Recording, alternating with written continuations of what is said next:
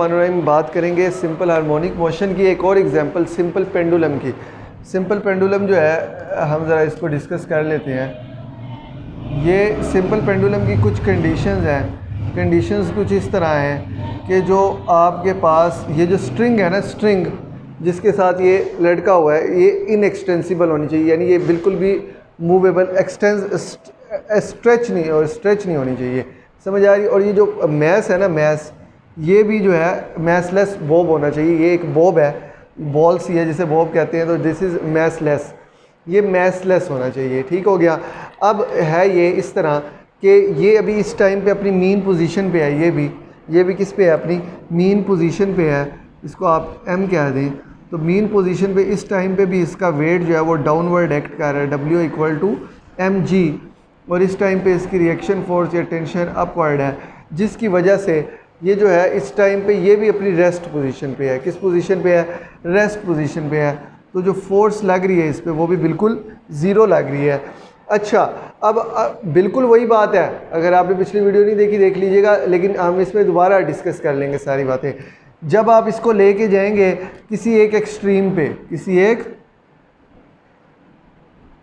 That is your one extreme, और अगर आप इधर एक और एक्सट्रीम ड्रॉ कर लें, डेट इज़ अनदर एक्सट्रीम, तो जब आप इसको एक्सट्रीम पे लेके जाएंगे, इसको आप कह दें E1, एक्सट्रीम 1, इसे कह दें एक्सट्रीम 2। तो जब आप इधर लेके जाएंगे होगा ये कि इस टाइम पे ये रेस्ट पोजीशन पे था, अब ये मूव कर गया इस तरफ, अब ये मूव कर गया इस तरफ, एक्सट्रीम पे ला के आपने इसे छोड़ा। एक्सट्रीम पे जब भी आप लाएंगे, देखें इस टाइम पे इसके पास एक एनर्जी स्टोर हो गई, चाहे वो इलास्टिक हो या ग्रेविटेशनल हो, जो भी एनर्जी स्टोर हुई वो पोटेंशियल एनर्जी स्टोर हो गई इसमें। तो इस टाइम पे जो इसकी पोटेंशियल एनर्जी है वो मैक्सिमम होगी, लेकिन वो हम बाद में डिस्कस करते हैं। लेकिन इस टाइम पे जो इसकी वेलोसिटी है ना, वो ज़ीरो है। वेलोसिटी ज़ीरो क्यों है?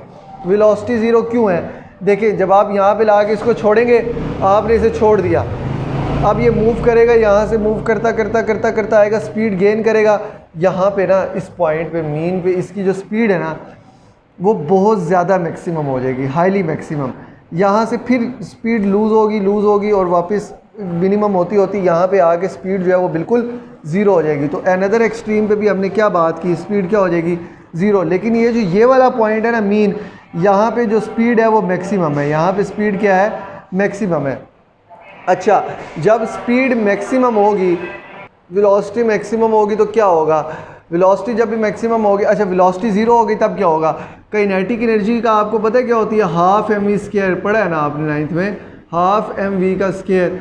इधर जो v है, अगर ये ज़ीरो पुट कर दें आप, तो जो काइनेटिक एनर्जी है वो क्या आ जाएगी? ज़ीरो। क्या आ जाएगी? ज़ीरो। क्या आ जाएगी? ज़ीरो। तो यहाँ पे आप लिख सकते हैं कि काइनेटिक एनर्जी क्या होगी? ज़ीरो होगी। क्या होगी? ज़ीरो। अच्छा, इस जगह पे ना इसका डिस्प्लेसमेंट जो है ना वो मैक्सिमम है। तो मतलब मैक्सिमम डिस्प्लेसमेंट को एम्पलीट्यूड कहते हैं। जब भी बॉडी मैक्सिमम डिस्प्लेसमेंट कवर करेगी, आपने एक फार्मूला पढ़ा है कि acceleration is directly proportional to displacement. क्या? एक्सेलरेशन, जहाँ पे अगर डिस्प्लेसमेंट मैक्सिमम कर दें तो एक्सेलरेशन क्या होगा? मैक्सिमम। डिस्प्लेसमेंट ज़ीरो कर दे तो एक्सेलरेशन ज़ीरो।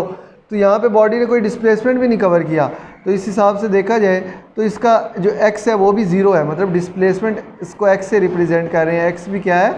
ज़ीरो है। तो जब x ज़ीरो होगा तो एक्सेलरेशन क्या होगा?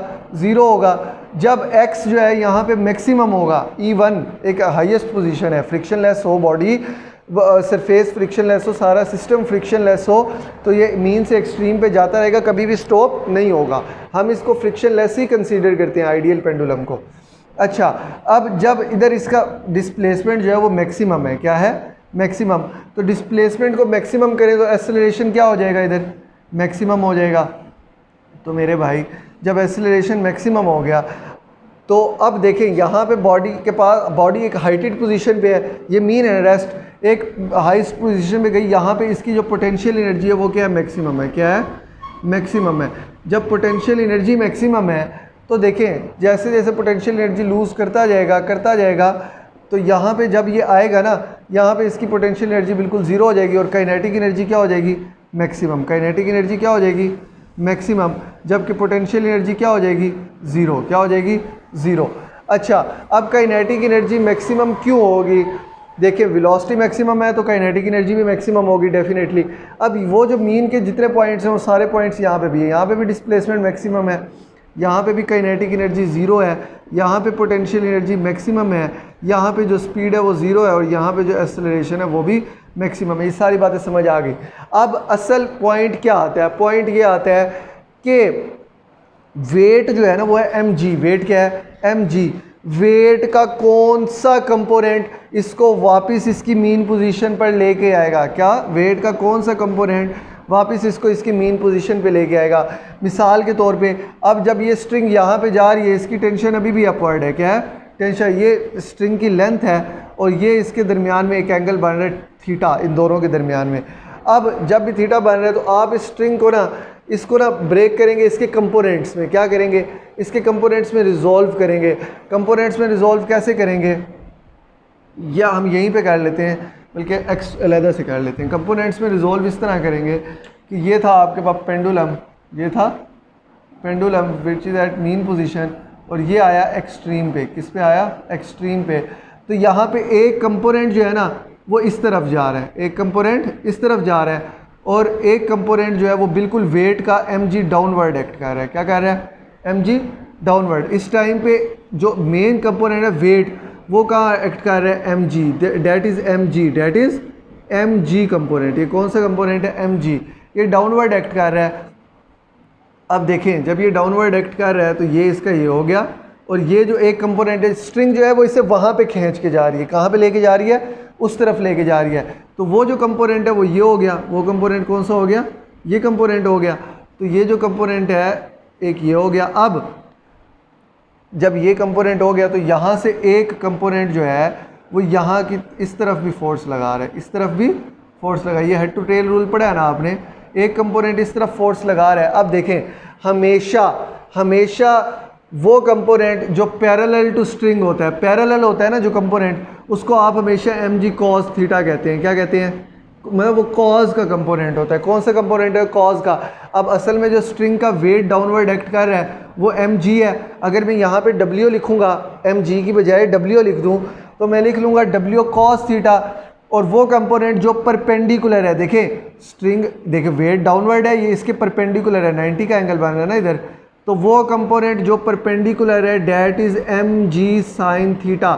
साइन थीटा वाला कंपोनेंट आपने 9th में पढ़ा है पूरा कि पैरेलल कंपोनेंट, जो भी कोई कंपोनेंट पैरेलल होता है वो होता है mg cos थीटा। टेंशन का कंपोनेंट इस टाइम पे mg cos थीटा है, और वो कंपोनेंट जो इनर्शिया और रिस्टोरिंग फोर्स की वजह से इसको वापस इसकी मीन पोजीशन पे लेके आ रहा है, वो कौन सा कंपोनेंट है? देखिए एरो देखें इस तरफ है, तो कौन सा कंपोनेंट है? mg sine theta.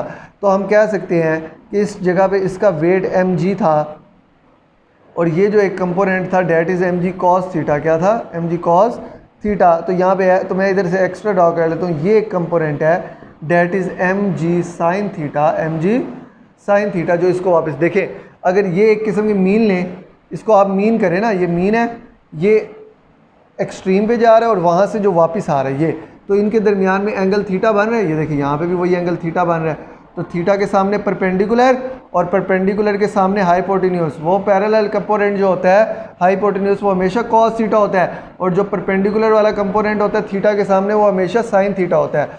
तो अब हमें क्या पता चला? अगर कुछ ऐसी जगह पे, अब यहाँ पे अब पूरे टॉपिक की जो मेन बात है ना वो ये कंपोनेंट्स हैं, वो ये कंपोनेंट्स हैं। अच्छा हमने क्या, अब आप कैसे डिस्कस करेंगे? आप कहेंगे कि ये पहले मीन पोजीशन पे था, इसकी फोर्स ज़ीरो थी, डिस्प्लेसमेंट ज़ीरो था, वेलोसिटी मैक्सिमम थी, एक्सेलरेशन ज़ीरो था, काइनेटिक एनर्जी मैक्सिमम थी, पोटेंशियल एनर्जी ज़ीरो थी।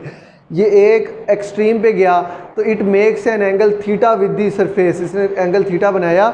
अब वो जो वेट का कंपोनेंट है mg that acts downward, one component which is parallel to string and tension is mg cos theta, और वो कंपोनेंट जो इसको वापस लेके आ रहा है, and the component which make it towards move, which make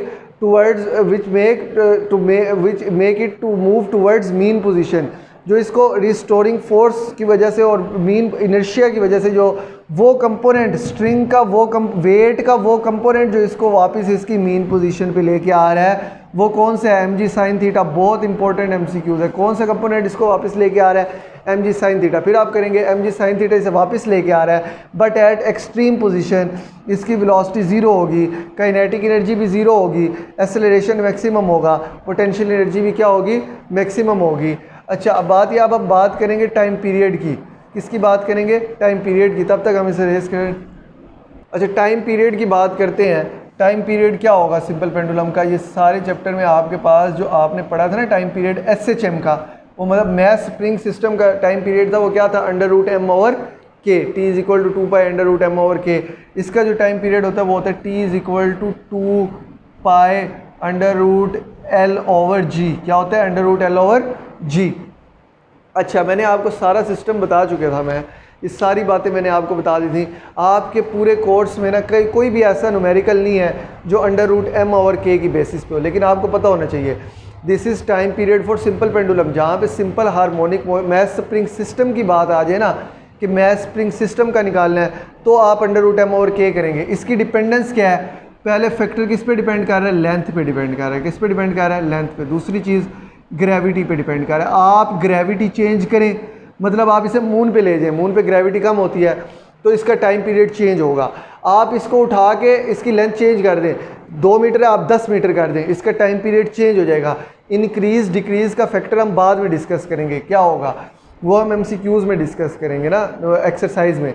लेकिन अभी जो हम बात कर रहे हैं वो ये कर रहे हैं कि अगर आप आपको एक बंदा कहता है पेंडुलम, एक पेंडुलम है जिसका मैस 20 किलोग्राम है, उसके मैस ऑफ बॉब 20 kg है और दूसरे का 25 kg है, बताओ इनके टाइम पीरियड पे क्या फ़र्क पड़ेगा। आप कहेंगे कोई इफेक्ट नहीं पड़ेगा। क्यों, बिकॉज इट इज़ इंडिपेंडेंट। अब जो टाइम पीरियड है ये डिपेंडेंस है, इसकी क्या है, डिपेंडेंस। और ये इंडिपेंडेंट किस पे है, ये आपका इंडिपेंडेंस, ये किस पे इंडिपेंड कर रहा है, ये आपके मैथ पे बिल्कुल डिपेंड नहीं करता और एम्पलीट्यूड पे बिल्कुल डिपेंड नहीं करता। मेरी बात समझिए, एम्पलीट्यूड पे आप ये पेंडुलम अगर यहाँ पे है, इसकी स्ट्रिंग इतनी लेंथ है, ये वहाँ तक चला गया इसका एम्पलीट्यूड, इसका यहाँ तक, ये एम्पलीट्यूड पे भी इसके टाइम पीरियड का कोई इफेक्ट नहीं पड़ता। वो सिर्फ जो इफेक्ट डालते हैं वो डालती है लेंथ और ग्रेविटी। अब एक और फार्मूला है, फ्रीक्वेंसी = 1/t। क्या, फ्रीक्वेंसी = 1/टाइम पीरियड। बस आपके कोर्स में इतना ही है, वरना आप फ्रीक्वेंसी का फार्मूला लिखें तो 1/2π √g/L हो जाएगा। क्या हो जाएगा, मतलब ये पूरी की पूरी टर्म उलट जाएगी। फ्रीक्वेंसी 1/t है तो ये पूरी की पूरी टर्म उलट जाएगी। इसी तरह बस ये हमारा सिंपल पेंडुलम था। अब आगे हम इसके फीचर्स डिस्कस करेंगे।